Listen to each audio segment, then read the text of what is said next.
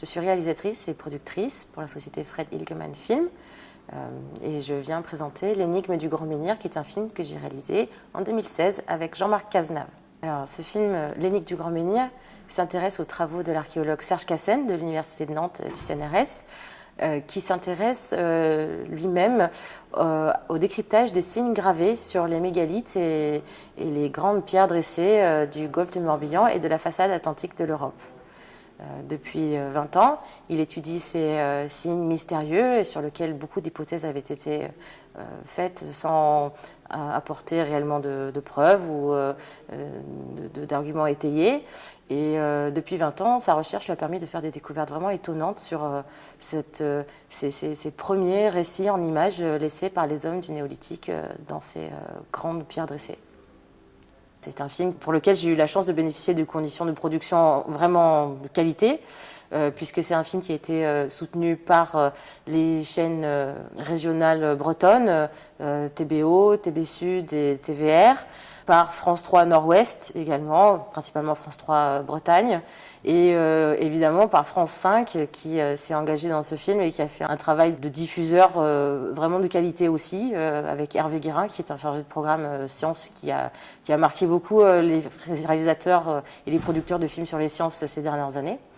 C'est un film qui a été aussi soutenu par le CNC, la ProCirep, et qui a bénéficié d'un écho aussi important grâce au festival. Et évidemment, c'est un vrai plaisir de revenir défendre un film dans un festival. C'est vraiment quelque chose dont on a plaisir à parler. Pour une réalisatrice, c'est très important de venir présenter des films dans des festivals. C'est d'abord, bien sûr, une reconnaissance du travail que l'on fait en tant que réalisateur.